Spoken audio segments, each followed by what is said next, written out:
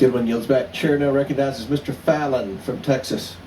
How did a 20-year-old loner with a week's notice pick the absolute best location to assassinate President Trump when the entire Secret Service missed it?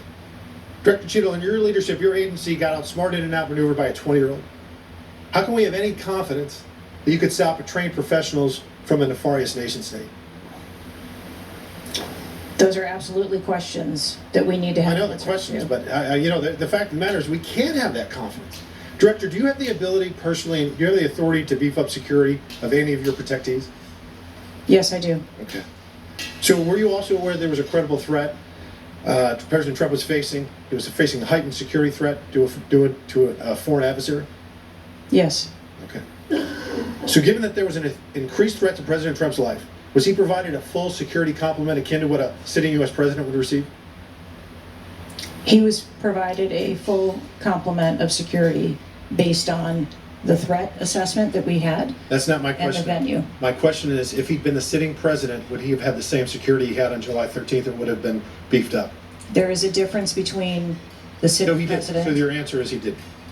And continuity of government and the responsibility. So he did not. Okay, there wasn't a CAT team, full CAT team on site. There wasn't counter-surveillance teams on site. But this is the thing. You just said you had the ability to beef up the security. You knew about the threat, and you didn't. And that's as telling as it is chilling.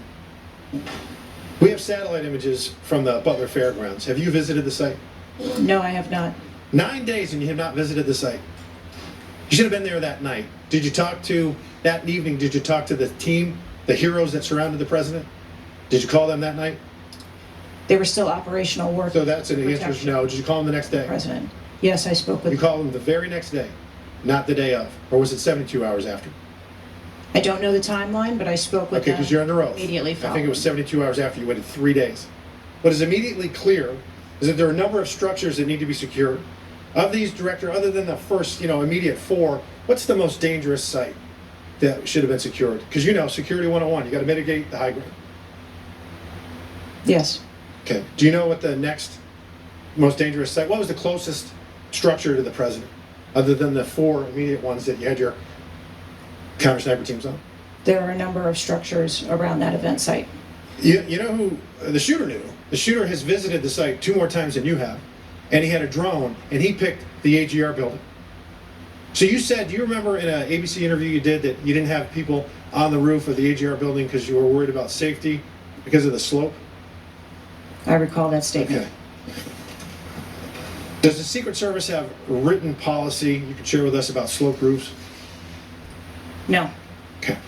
So why'd you act like there was one? Because is it your practice to comment on enormous events of enormous national implications when you're ignorant of the facts?